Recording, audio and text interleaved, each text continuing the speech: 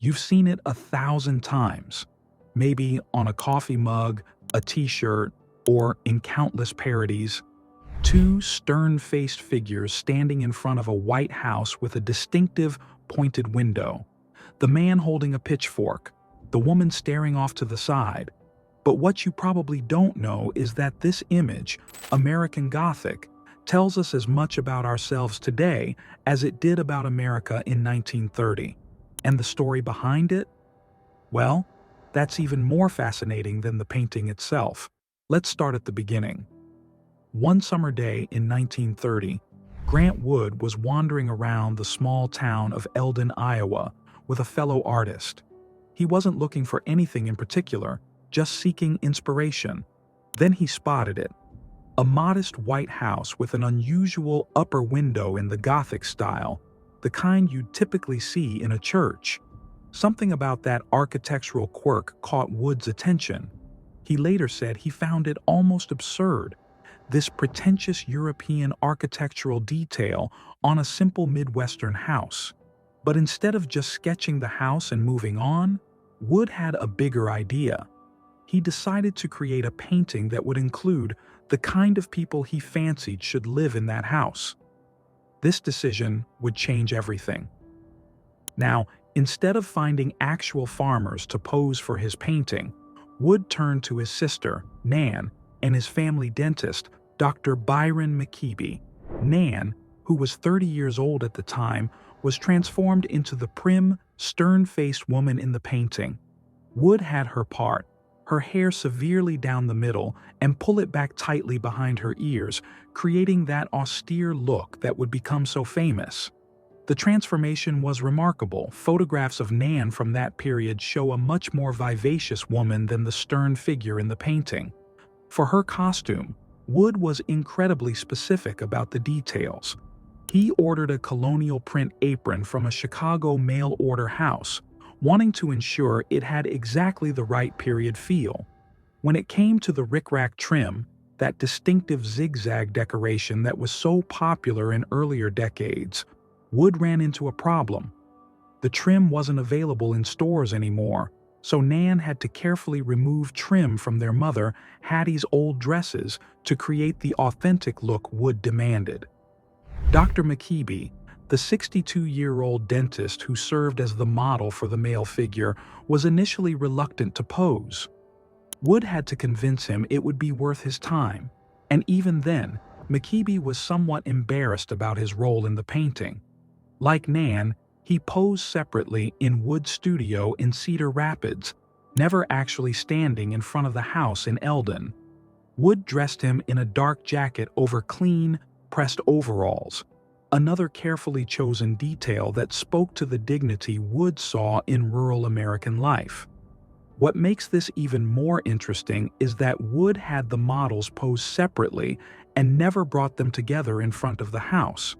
Instead, he worked from individual sketches and photographs, combining them in his studio to create the final composition. This method of working, piecing together different elements rather than capturing a single moment, adds to the painting's slightly unsettling quality. The figures don't quite seem to belong together, which may be part of why they appear so awkward and formal.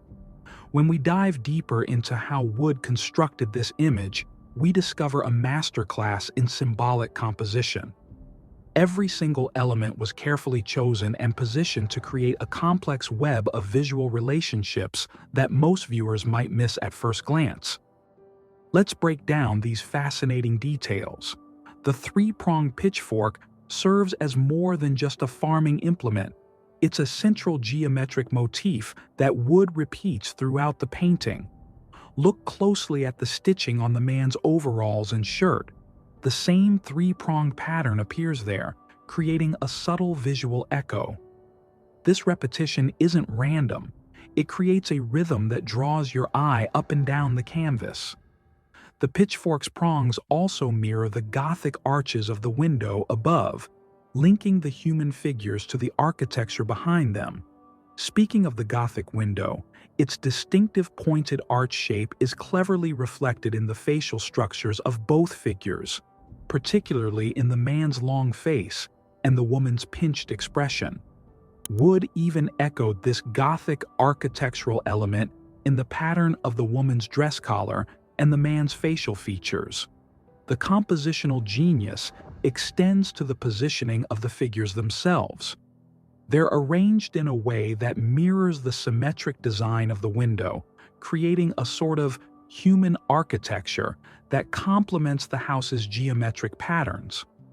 The spatial relationship between the figures and their environment is particularly clever. Wood compressed the space between the figures and the house, creating an almost flat decorative quality that resembles American folk art. The figures are pressed right up against the picture plane. There's no space between them and us, the viewers. This creates an immediate confrontation. We can't look at the painting without meeting their gaze. They stand like sentinels, guardians of their domestic fortress, with the man's firmly planted pitchfork and stern expression serving as warning signs to potential intruders. The initial reception of American Gothic represents one of the most fascinating cases of artistic interpretation versus intent in American art history. When the painting was first displayed at the Art Institute of Chicago in 1930, it created an immediate sensation, but not the kind Wood had anticipated. The response, particularly from his fellow Iowans, was swift and furious. The controversy began when newspapers started reproducing the image. While art critics in Chicago and New York were praising the painting's technical merit, back in Iowa, people were outraged. They saw the painting as a brutal satire of rural Midwestern life, interpreting the stern-faced figures as a mockery of their values and lifestyle. Local newspapers were flooded with angry letters from readers who felt insulted by what they saw as Wood's portrayal of them as, in their words, pinched, grim-faced, puritanical Bible thumpers.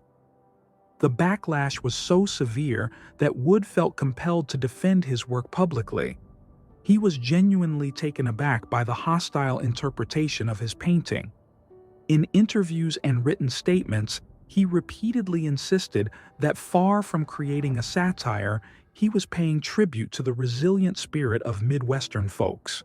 He emphasized that the painting was meant to be an affectionate portrayal of the strong, hard-working people he had known all his life. Wood even pointed to his own background as a Midwesterner, saying, "I had to go to France to appreciate Iowa." This statement carries a particularly rich irony.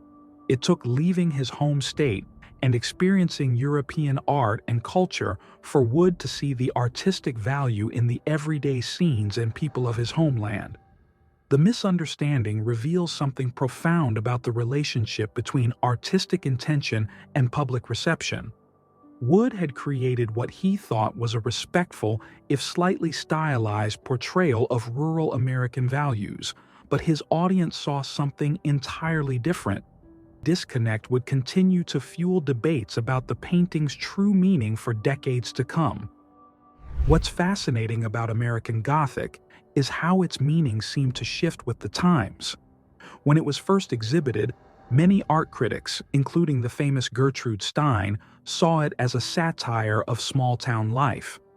They placed it alongside literary works like Sinclair Lewis's Main Street that were critical of rural America. But then the Great Depression hit, and suddenly, the painting took on a completely different meaning.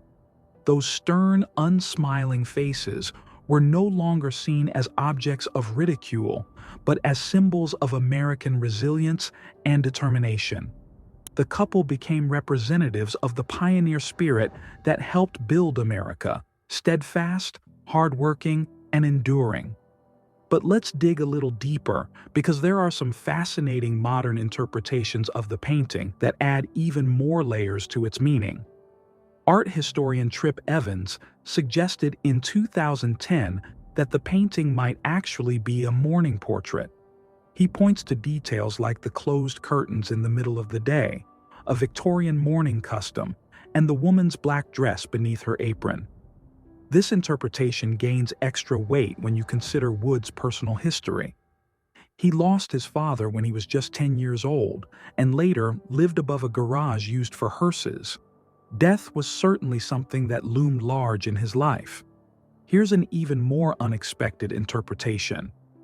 In 2019, culture writer Kelly Grovier suggested that the painting might be a modern retelling of the myth of Pluto and Proserpina, the Roman gods of the underworld. He points to details like the woman's cameo brooch, which he claims contains a classical representation of Proserpina, and even suggests that the small globe on the weather vane represents the newly discovered planet Pluto. Now remember, Pluto was discovered in 1930, the same year the painting was created. No matter how you interpret the painting, it's hard to overstate just how deeply American Gothic has embedded itself in American culture. It's been parodied countless times. Everything from advertising campaigns to political cartoons has borrowed its iconic composition. The only other modern painting that comes close to having this many parodies is Edvard Munch's The Scream. Think about it. These figures have been reimagined as everyone from presidents and their wives to cartoon characters. They've sold everything from cornflakes to insurance. The painting has become America's Mona Lisa, instantly recognizable even to people who know nothing about art. To fully understand American Gothic, we need to understand something about Grant Wood himself. Despite later being championed as the painter of authentic American rural life, Wood was far from a simple country artist. He had studied art in Paris, was influenced by the detailed work of Northern Renaissance painters, and was well-versed in European artistic traditions. This background helps explain the painting's sophisticated composition and its blend of realistic detail with subtle stylization. Wood wasn't just documenting rural America, he was reimagining it through an artistic lens informed by both European traditions and American values. Even today, nearly a century after its creation, American Gothic continues to spark conversations about American identity, values, and the relationship between rural and urban life. In our current era of political and cultural division, the painting's ability to generate multiple, often contradictory interpretations seems more relevant than ever. What started as a simple painting of a house in Iowa has become something far more significant, a touchstone for discussions about American identity, values, and art. Whether you see it as a celebration, a satire, or something in between, there's no denying that American Gothic has earned its place as one of the most important American artworks ever created.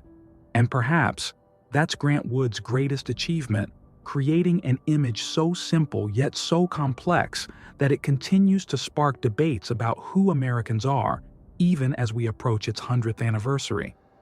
In that sense, American Gothic isn't just a painting about American identity, it's become a part of that identity itself. If you found this video informative and thought-provoking, be sure to hit that like button and subscribe to our channel for more deep dives into the world of art history.